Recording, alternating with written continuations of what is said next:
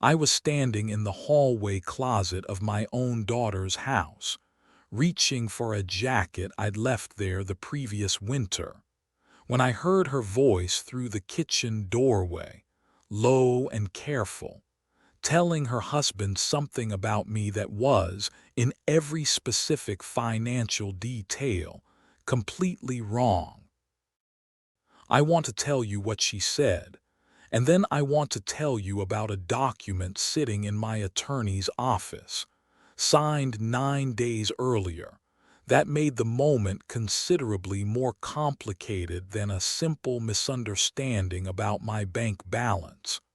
My name is Harold Bennett. I'm 64 years old. I spent 31 years as an aerospace engineer outside Seattle before retiring, and I have lived, for most of my adult life, in the exact same modest three-bedroom house I bought in 1991, drive a truck considerably older than most people would consider safe, and have never once, in nearly 4 decades of raising two children, told either of them the actual size of my net worth, a decision that had, by the specific two, become considerably more consequential than I had ever intended it to be. I want to tell you the actual number, because I think withholding it would make the rest of this story harder to understand rather than easier. I am worth, as of my most recent financial statement, just under $9 million, the result of a specific, unglamorous accumulation of decisions made across 3 decades, early stock purchases in a handful of technology companies during my engineering years that most of my colleagues considered too speculative, a disciplined, almost joyless habit of living well below my actual income for the entire length of my career, and a specific refusal to let my lifestyle inflate even as my investment accounts, quietly, steadily, grew into something considerably larger than anyone who knew me casually would ever have guessed. If you've been enjoying stories like this, hit that subscribe button. It genuinely helps the channel, and I promise you this one has more turns in it than you're expecting. Now let's get back to it. I want to explain why I never told my children, Rachel and her younger brother David, because I think the reasoning matters for understanding everything that happened afterward. I grew up the son of a millwright in Everett, Washington, in a household where money was tight enough, often enough, that I absorbed a specific, permanent wariness about what wealth does to a family's relationships once everyone involved understands exactly how much of it exists. I watched, as a young man, two separate friends' families torn apart by inheritance disputes, siblings who stopped speaking over disagreements about a parent's estate that had, before the parent's death, seemed like the least important thing about their relationships. I remember specifically watching my closest childhood friend, a man named Gary Osterman, lose his entire relationship with his older sister over an argument about their mother's modest house, a dispute that had nothing genuinely to do with the house's actual value,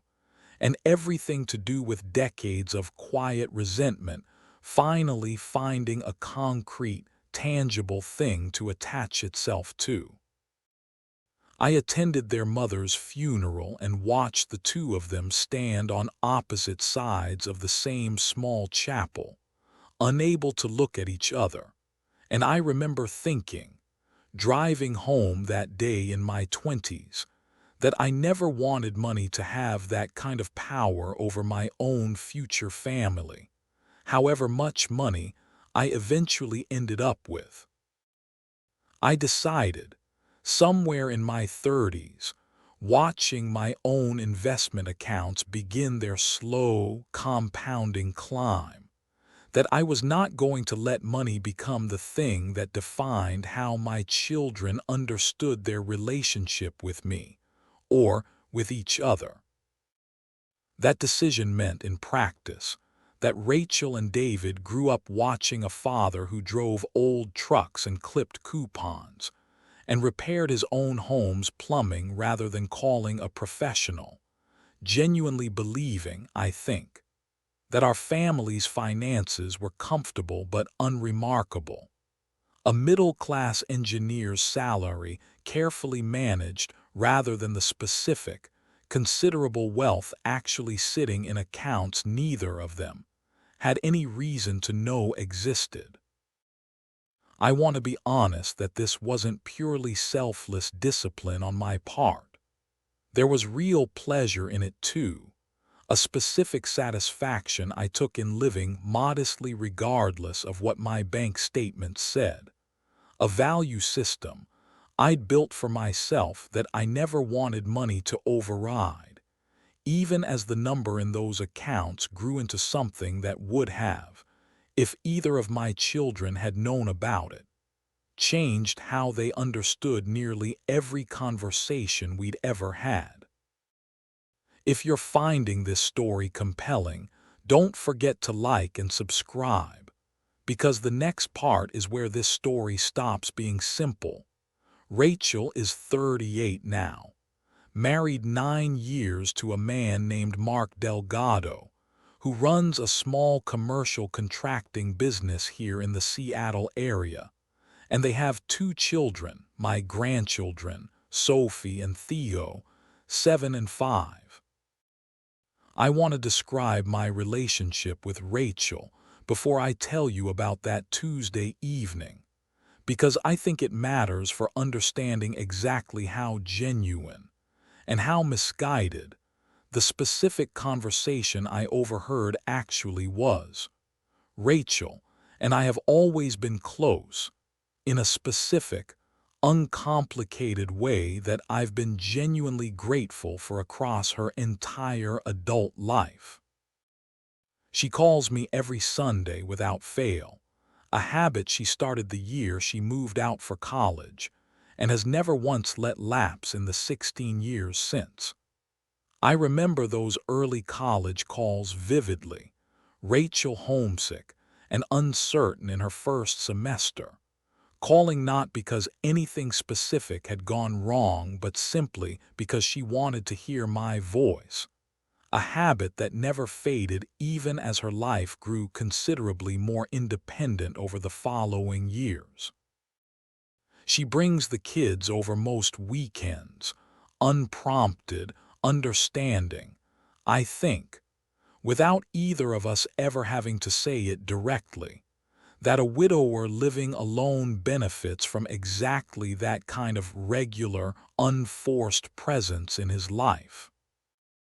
I lost my wife, Diane, 11 years ago to a stroke that took her with almost no warning at all,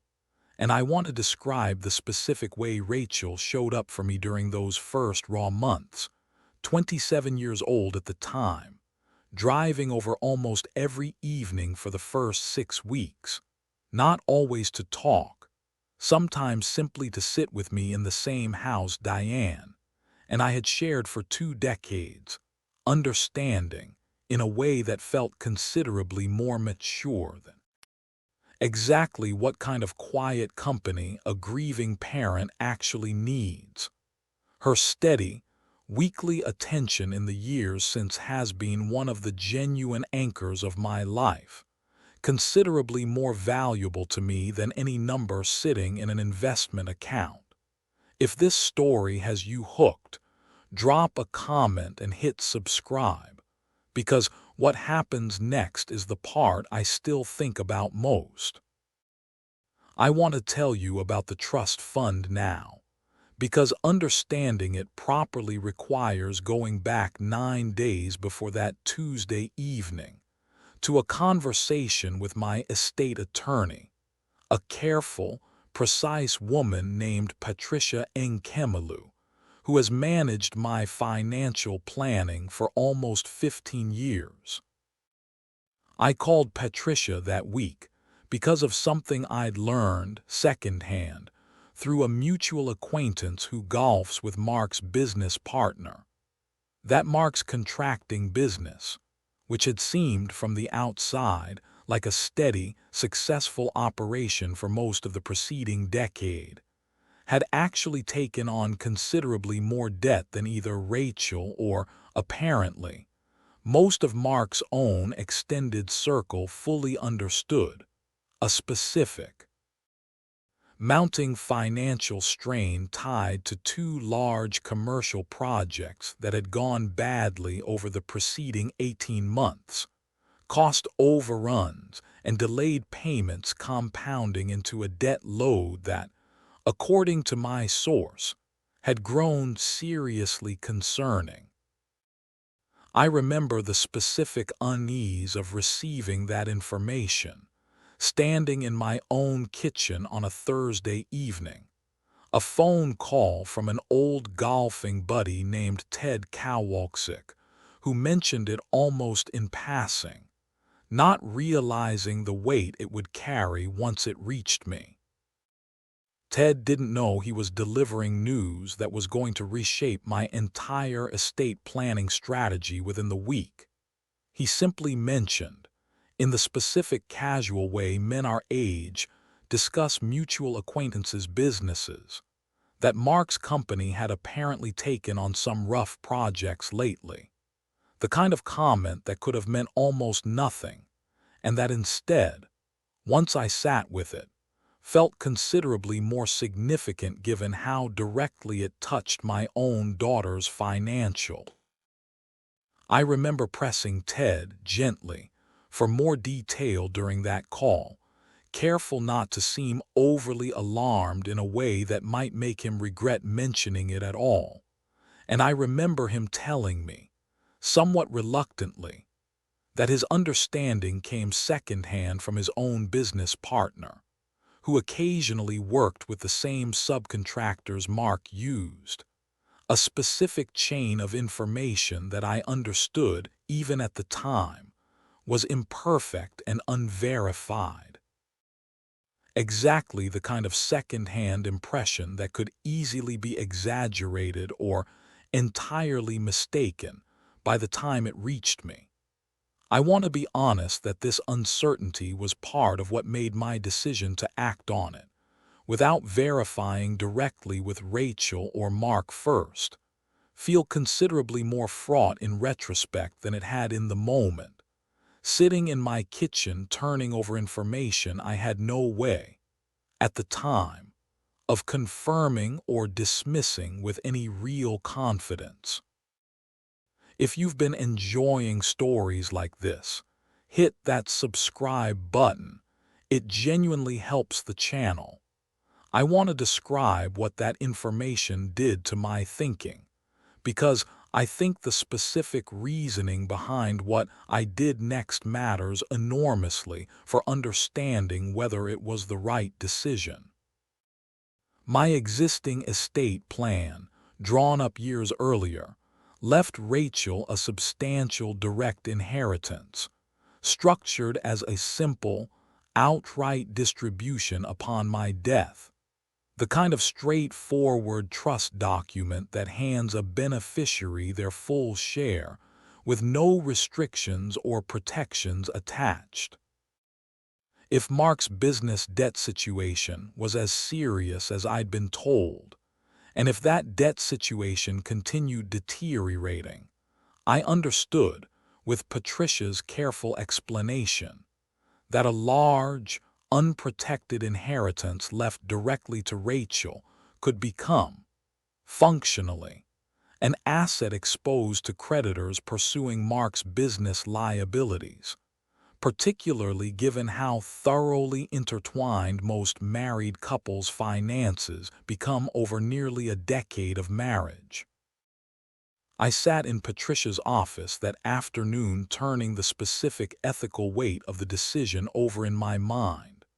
understanding that I was essentially about to reorganize a significant portion of my estate plan based on second-hand information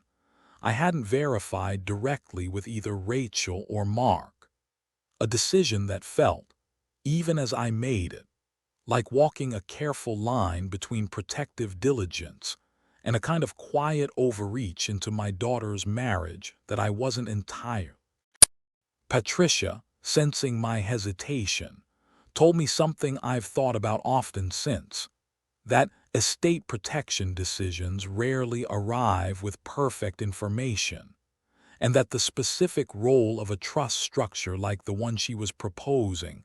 wasn't to punish or restrict Rachel, but simply to build in a layer of protection that would only ever matter if the worst-case scenario actually materialized, costing nothing in the meantime if it didn't. If you've made it this far into the story, hit that subscribe button, because it really does help the channel keep going, and we've got a lot more coming in this one.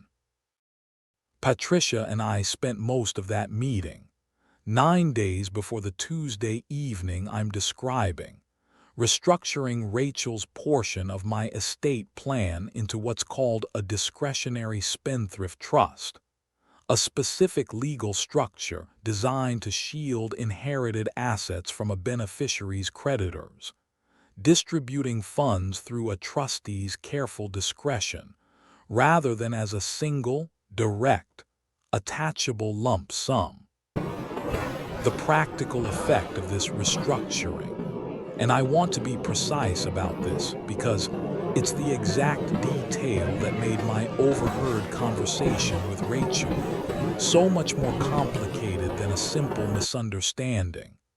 was that I had, 9 days earlier, formally removed Rachel as the direct beneficiary of my original simple trust document, replacing it with an entirely new structure that protected her inheritance, but that also, on paper, technically read as her being signed out of the trust she'd always been the primary beneficiary of. Patricia walked me through the specific mechanics of how this kind of trust actually protects assets, explaining that under Washington state law, a properly structured discretionary trust with an independent trustee holding genuine discretion over distributions is generally shielded from a beneficiary's individual creditors in ways a direct, outright inheritance simply isn't. Because the beneficiary never technically holds an enforceable legal right to demand a specific distribution at a specific time. She named David's own former business attorney, a careful, experienced trustee named Robert Halloran, as her recommendation to serve as the trust's independent administrator, someone with no personal stake in either Rachel's or Mark's financial situation,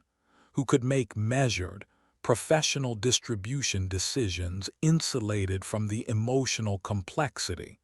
a family member serving in that role might struggle to navigate. If you're finding this story compelling, don't forget to like and subscribe. It really helps more than you'd think. I did not tell Rachel about any of this. I want to be honest about why, because I think the honesty matters. I did not yet fully understand how serious Mark's business troubles actually were, had learned about them secondhand through a source I trusted, but hadn't verified directly. And I did not want to alarm Rachel about her own husband's financial situation. A situation I genuinely wasn't certain Mark had been fully honest with her about himself, based on the specific, guarded way my source had described the business's recent struggles. If you're finding this story compelling, don't forget to like and subscribe. It really helps more than you'd think.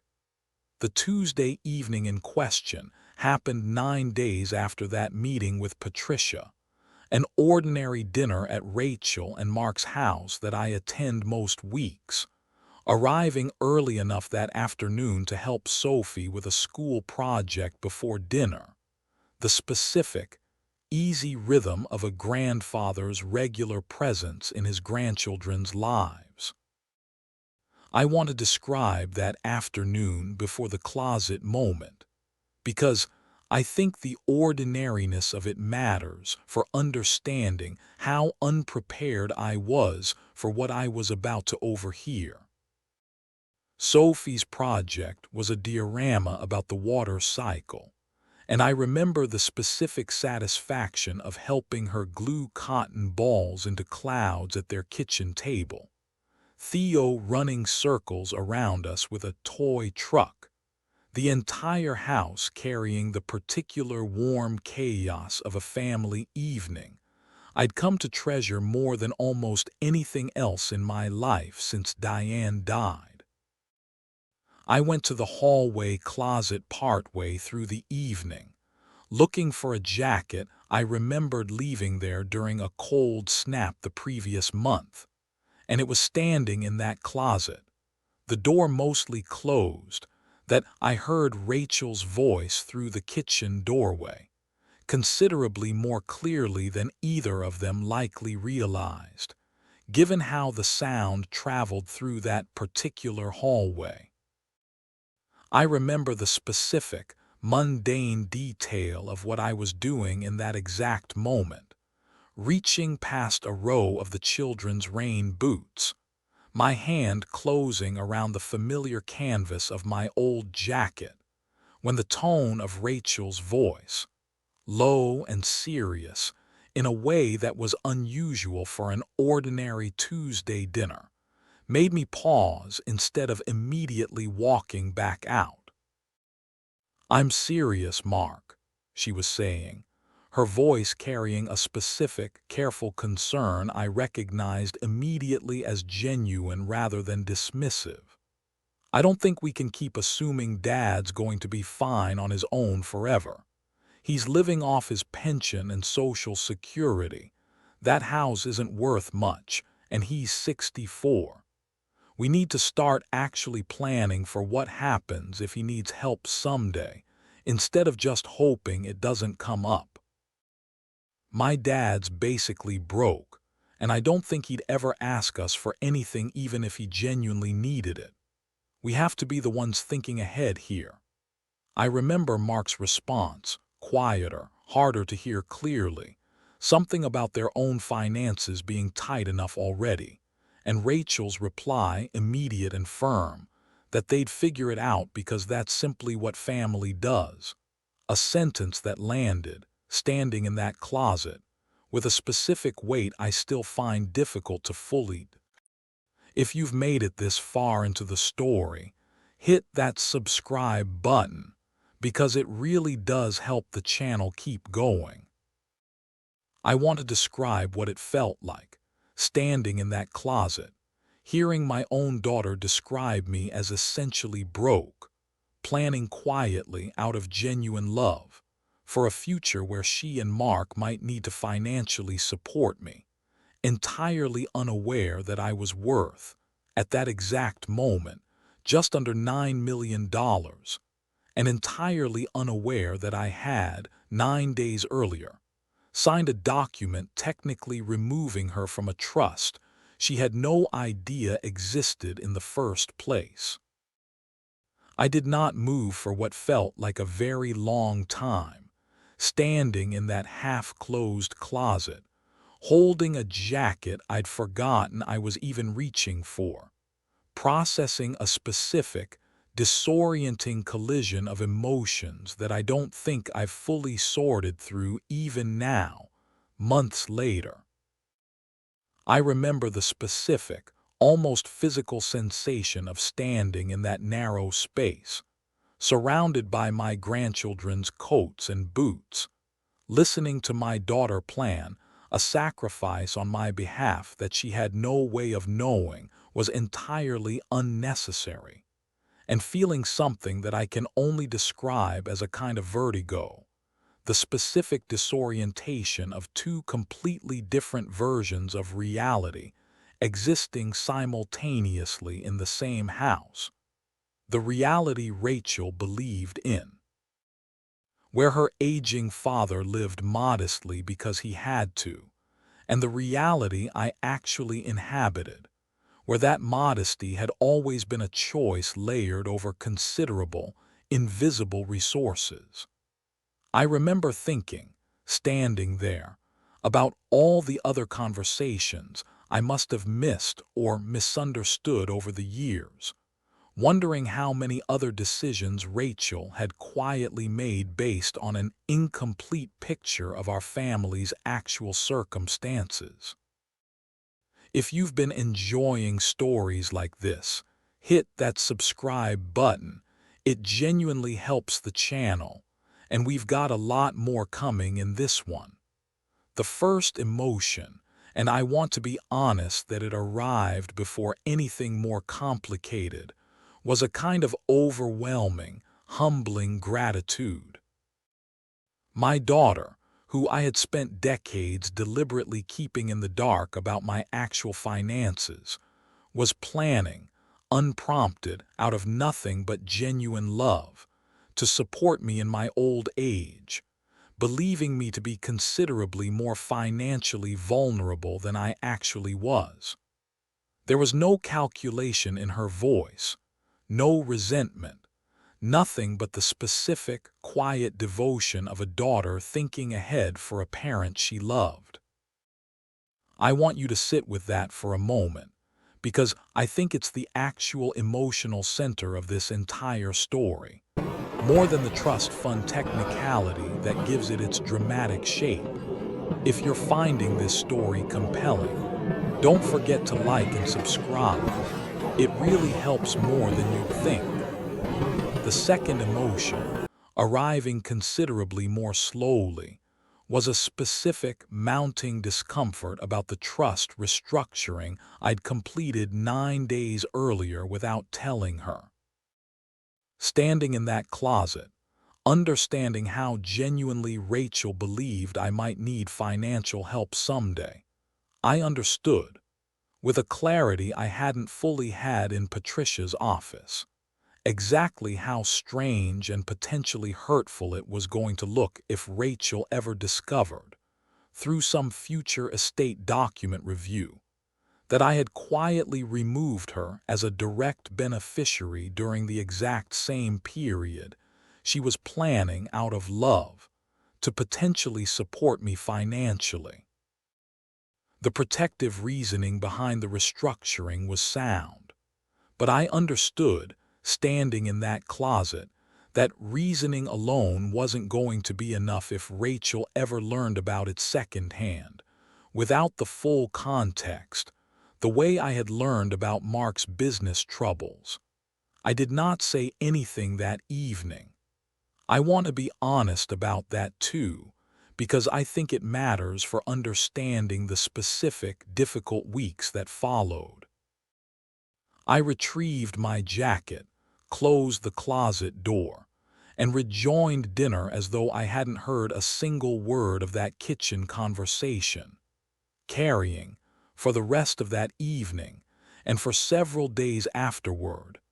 a specific, growing tension between two things I now understood needed to happen: telling Rachel the truth about my actual finances, and telling her the truth about Mark's business troubles. A considerably more delicate conversation, given that it involved information about her own husband that she might not yet have. If you've made it this far into the story, hit that subscribe button, because it really does help the channel keep going, and we've got a lot more coming in this one. I called Patricia the following morning, before I'd fully worked out what I actually wanted to do, and described the overheard conversation to her, asking, essentially, for her professional judgment about how to handle a situation that had suddenly become considerably more complicated than a straightforward estate planning decision. I remember the specific, careful way I recounted the kitchen conversation to her, still processing my own reaction to it even as I explained it. And I remember Patricia listening without interruption for the better part of 10 minutes before offering any response at all, a professional habit I'd come to appreciate over 15 years of working with her. Patricia, characteristically careful, told me she couldn't advise me on the family relationship dynamics. That was outside her expertise. But she could help me understand the practical mechanics of how and when to actually tell Rachel about the trust restructuring. And she strongly recommended I do it sooner rather than later,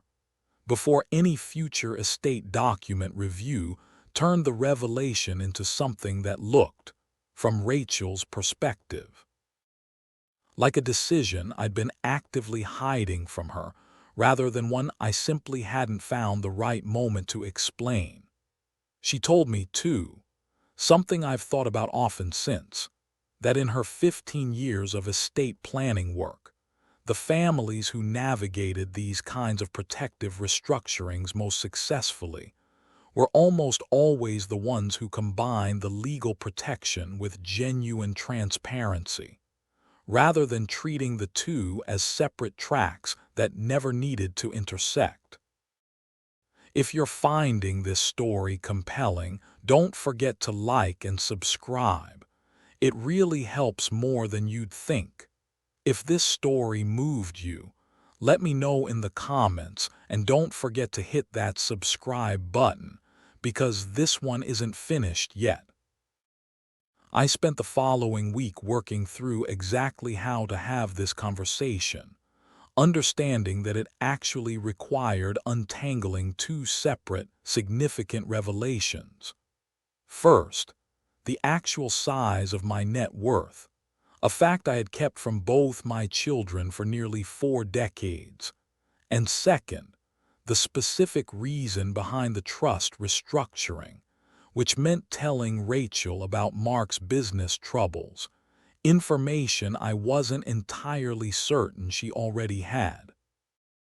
I called David, my son, during that week too, not to tell him everything yet, but to get his read on how Rachel might react to learning about our family's actual financial situation, since he'd known, unlike Rachel, about a portion of my net worth for several years, following a conversation we'd had when he needed guidance managing his own early investment decisions. I want to describe how David had come to know a portion of the truth, because it matters for understanding why I'd kept the same information from Rachel for so much longer. David, 35 now, works as a software engineer in Portland,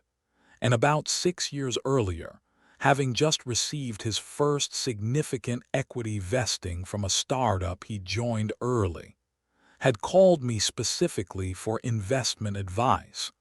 uncertain how to responsibly manage a windfall considerably larger than anything he'd handled before. That conversation had naturally required me to reveal more about my own investment history and general net worth than I'd ever planned to share with either of my children, a specific, practical necessity that Rachel's situation had simply never created an equivalent opening for. I remember that original conversation with David vividly, the two of us sitting in my kitchen on a Sunday afternoon, his laptop open between us showing spreadsheets of vesting schedules and tax implications he was trying to understand, And I remember the specific moment I decided to reveal considerably more about my own portfolio than I'd originally planned to, watching him struggle with decisions I had, myself, spent decades quietly navigating. I told myself at the time that David's situation was simply different, a practical necessity rather than a deliberate choice to trust one child with information I withheld from the other. Though I understand now, with the fuller perspective this entire situation has given me, that the distinction was considerably less clean than I'd allowed myself to believe for the 6 years since. If you're finding this story compelling, don't forget to like and subscribe. It really helps more than you'd think. David told me something that stuck with me through the rest of that week, that Rachel had always been, in his specific observation, the more financially anxious of the two of them, someone who'd built a considerable amount of her own sense of security around careful, conservative planning, and that learning the full truth about my finances, however positively intended, was likely to land with a specific complexity beyond simple relief or gratitude, potentially opening up questions about why I'd kept it from her for so long that could feel, depending on how I framed it, like a genuine breach of trust rather than simply a private, values-based choice. I remember asking David directly whether he thought I should simply tell Rachel everything immediately, or whether there was a gentler way to approach it, and I remember his specific, careful answer, that he didn't think there was a version of this revelation that wasn't going to require some genuine processing on Rachel's part, and that trying to soften it too much risked making the eventual conversation feel managed rather than honest, a distinction he thought Rachel, given her particular temperament, would likely notice and resent more than the revelation itself. If you're finding this story compelling, don't forget to like and subscribe. It really helps more than you'd think. I invited Rachel to lunch, alone, without Mark or the children, on a Saturday 9 days after I'd overheard that kitchen conversation, choosing a quiet restaurant we'd been to together many times over the years, wanting the setting to feel familiar even as the conversation itself was going to be anything but ordinary. I want to describe the specific nervousness I felt sitting across from her that afternoon, 64 years old, about to tell my own daughter something I'd spent nearly 4 decades deliberately keeping from her, understanding that however carefully I explained my reasoning, I was also about to reveal that a significant portion of our relationship's ordinary texture, the modest house, the old truck, the careful frugality she'd grown up believing reflected genuine financial necessity, had actually been a choice, made with considerable resources sitting quietly, invisibly, in the background the entire time. I remember arriving early that day, sitting alone at our usual table for almost 15 minutes before Rachel arrived, running through several different ways to open the conversation, discarding each one as either too abrupt or too carefully staged, finally deciding, as she walked through the door looking entirely unsuspicious of what was coming, that I simply needed to say it plainly and let her reaction guide whatever came next. "I need to tell you something," I told her, once we'd ordered, "and I need you to let me get all the way through it before you react, because I think the full picture matters more than any single piece of it on its own. I told her, plainly, the actual number, watching her face go through a rapid, visible sequence of disbelief, recalculation, and something that looked for a moment almost like betrayal, before settling into a specific, careful, wary attention that told me she was bracing herself for whatever else I was about to say. I want to describe the specific silence that followed, longer than a comfortable pause. Rachel's fork resting untouched beside a plate she hadn't started eating, her eyes moving somewhere over my shoulder as she visibly worked through the arithmetic of everything she'd believed about our family's finances for 38 years, suddenly requiring complete revision. I let that silence sit,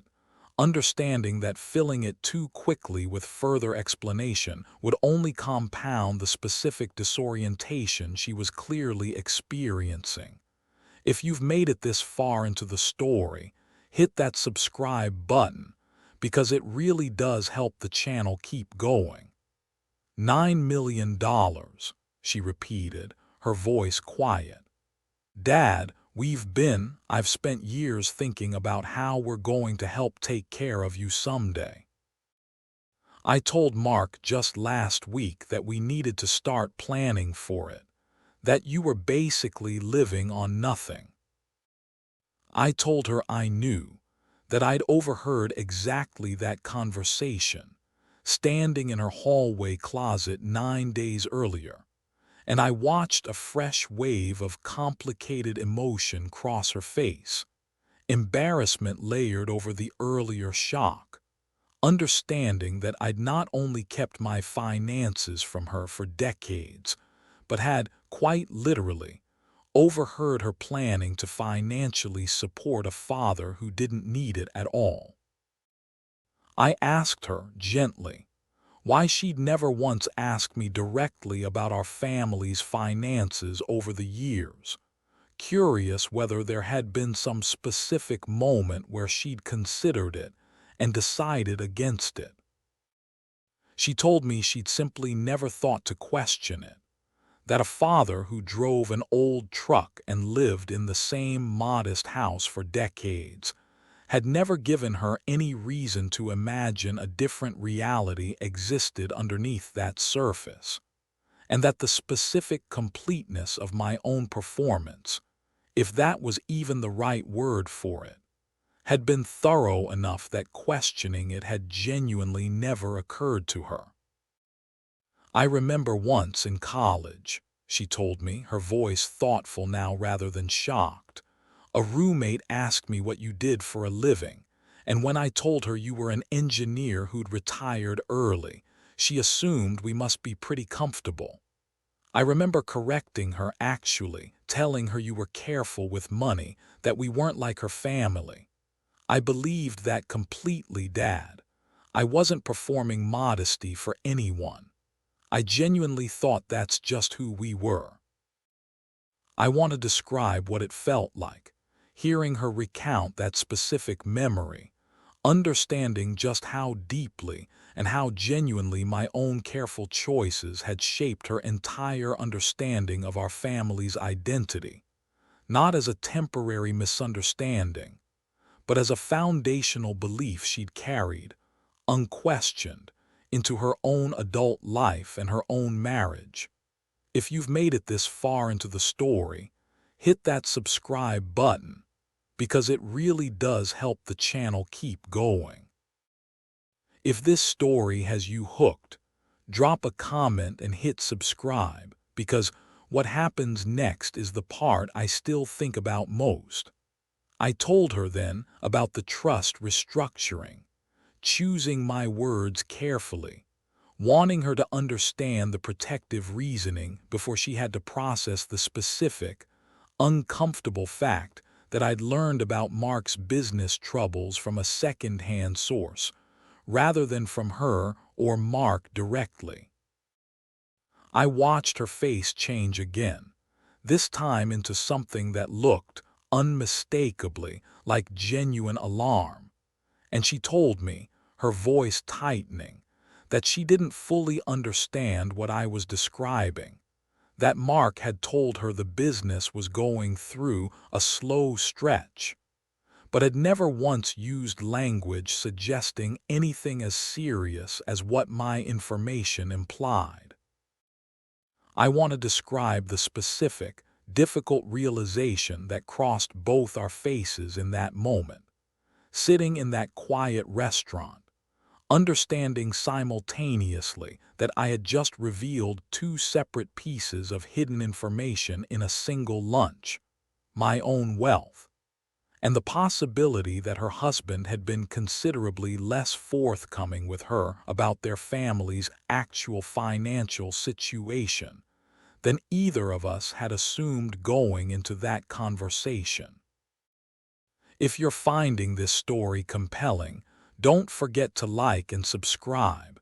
It really helps more than you'd think. I need to talk to Mark, Rachel told me, her voice carrying a specific, focused urgency that told me she was already mentally moving past the shock of my own revelation and toward the more immediately pressing question of what exactly her husband hadn't told her. I want to be honest that I felt a specific guilt in that moment, understanding that my attempt to protect her financially had inadvertently opened up a considerably more difficult conversation about her own marriage, one I hadn't fully anticipated when I'd first called Patricia 9 days earlier. Rachel called me 3 days later, and I want to describe what she told me, because it reshaped my understanding of the entire situation considerably. Mark's business troubles, it turned out, were even more serious than my second-hand information had suggested. Not simply cost overruns on two difficult projects, but a specific pattern of Mark taking out increasingly risky short-term loans over the preceding year, attempting to cover one project's losses with borrowed money, that then required covering with additional borrowed money, a compounding cycle he had genuinely believed he could resolve before Rachel ever knew. Understanding, in his own words to her, that admitting the full scope of the trouble felt, to him, like admitting he'd failed at the one thing he'd always taken the most pride in providing for their family. I remember Rachel's voice on that call, considerably more exhausted than I'd heard from her in years, describing a conversation with Mark that had apparently lasted most of a Tuesday night, the two of them sitting at their own kitchen table going through a folder of financial documents Mark had kept. She told me, in a locked drawer in his home office, documents he'd finally retrieved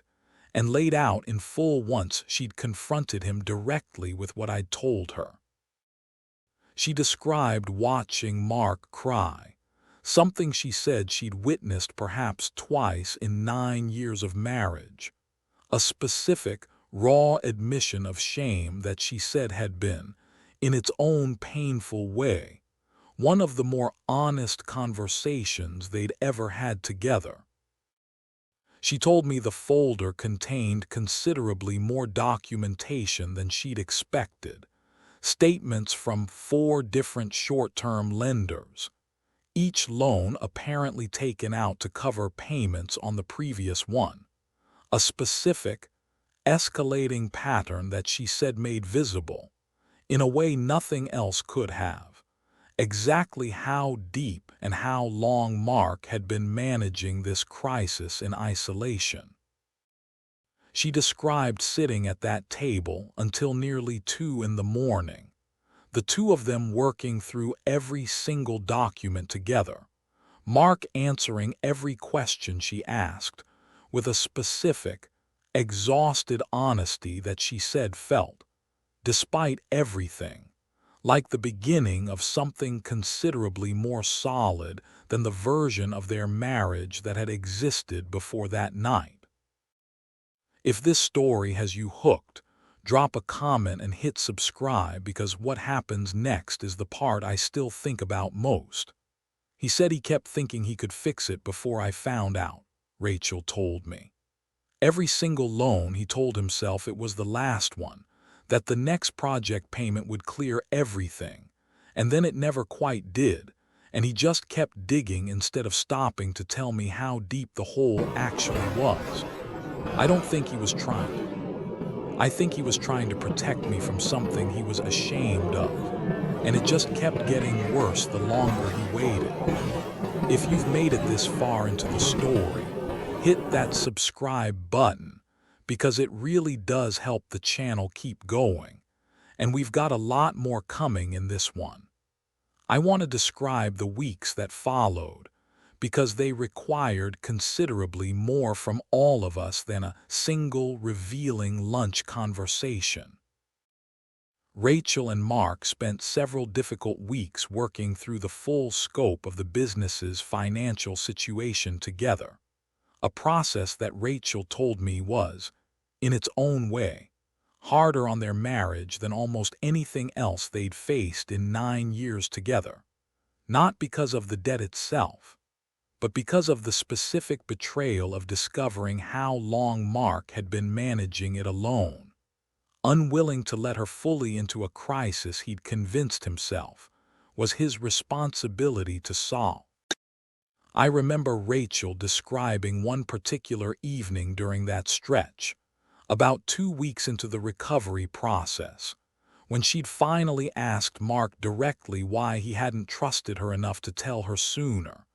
and his answer, which she relayed to me with a specific, complicated tenderness,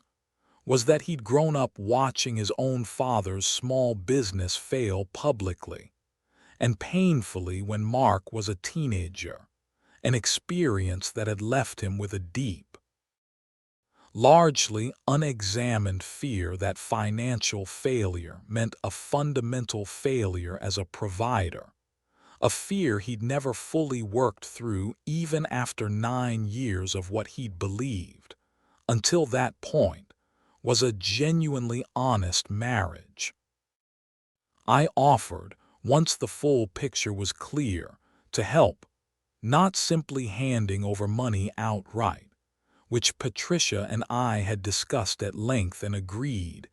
carried real risk of enabling exactly the kind of unsustainable pattern that had gotten Mark into trouble in the first place,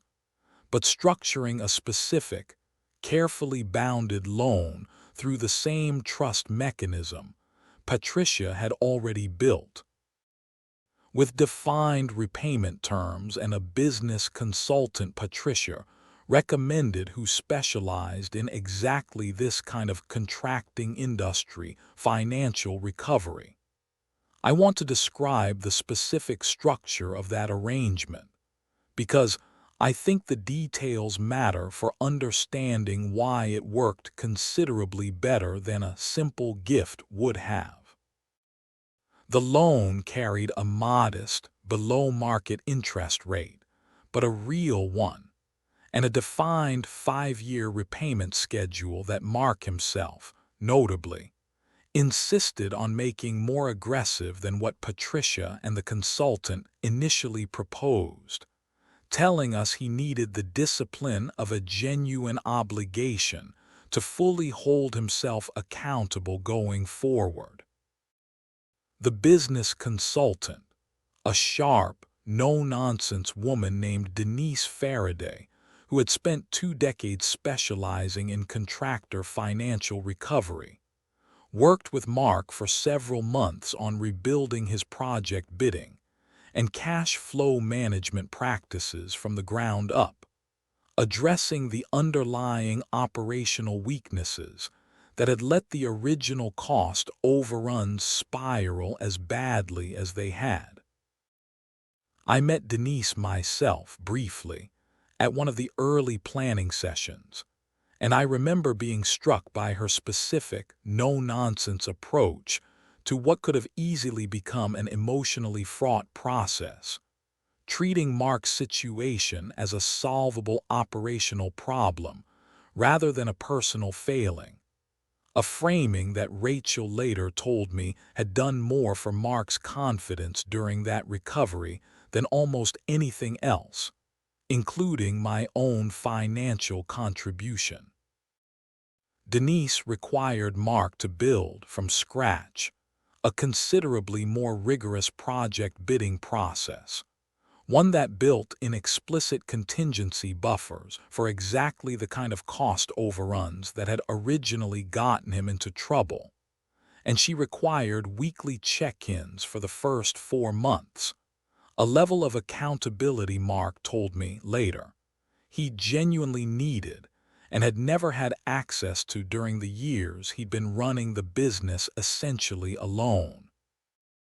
Making every significant decision without anyone qualified to catch his blind spots before they became genuine problems.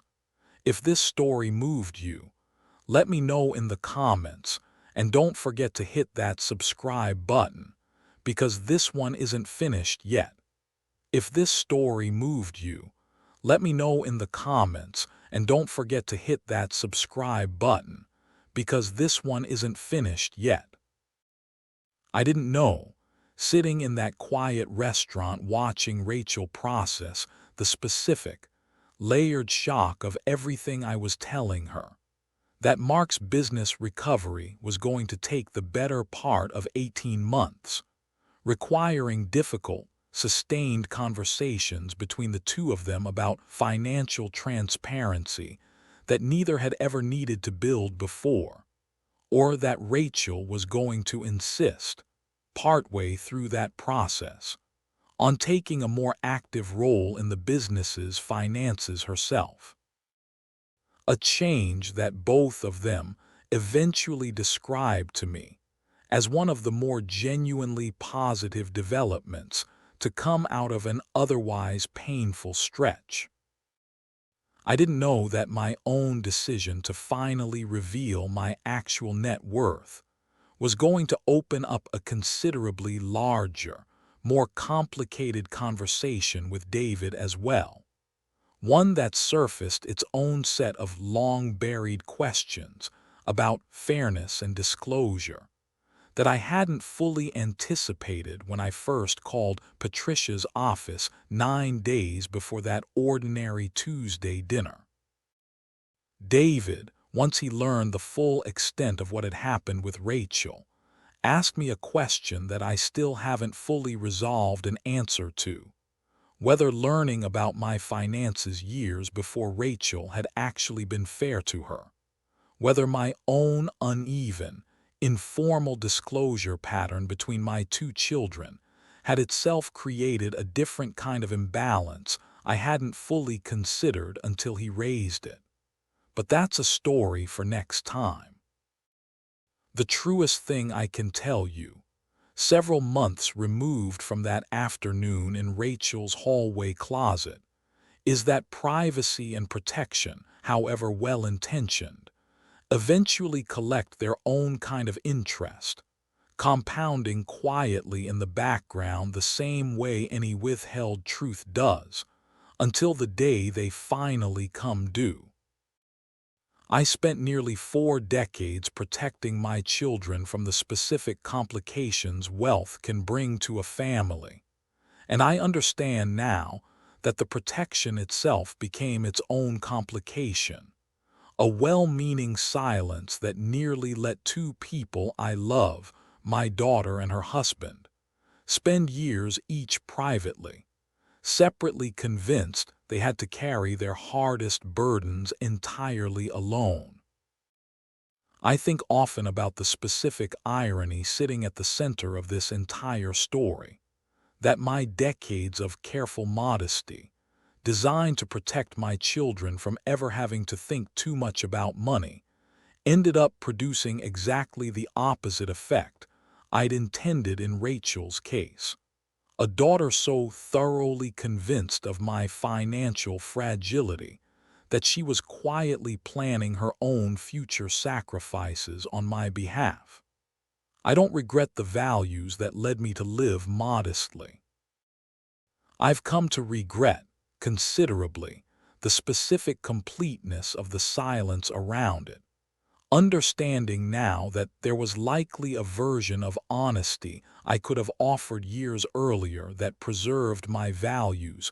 without leaving Rachel to build an entire, inaccurate understanding of our family's actual circumstances. Rachel told me, a few months after that lunch, that she'd started to think differently about money entirely, not because $9 million had suddenly appeared in her own life, but because watching how much both my silence and Mark's silence had cost our family, in their different ways, had convinced her that transparency, even uncomfortable transparency, was almost always worth more than the specific, temporary comfort of avoiding a hard conversation. She and Mark have built, since then, a considerably more open financial partnership than they'd had before, regular check-ins about the business's numbers that neither of them had previously prioritized. A change Rachel described to me as one of the few genuine gifts to come out of an otherwise difficult stretch. Rachel thought I was too poor to ask for help. Mark thought he was too proud to admit he needed it. I think now that the truest form of protection was never. It was always going to be the honest conversation I finally had the courage to start. I think about that closet often, still. The specific ordinary randomness of reaching for a jacket on a Tuesday evening and stumbling into a conversation that ended up reshaping how my entire family understood itself. I don't know how much longer I might have kept the truth to myself if I hadn't overheard exactly that sentence, in exactly that hallway, on exactly that evening. I'm grateful, whatever the odds actually were, that I did. If this story moved you, let me know in the comments and hit that subscribe button so you don't miss what happens next. Thanks for being here. For real.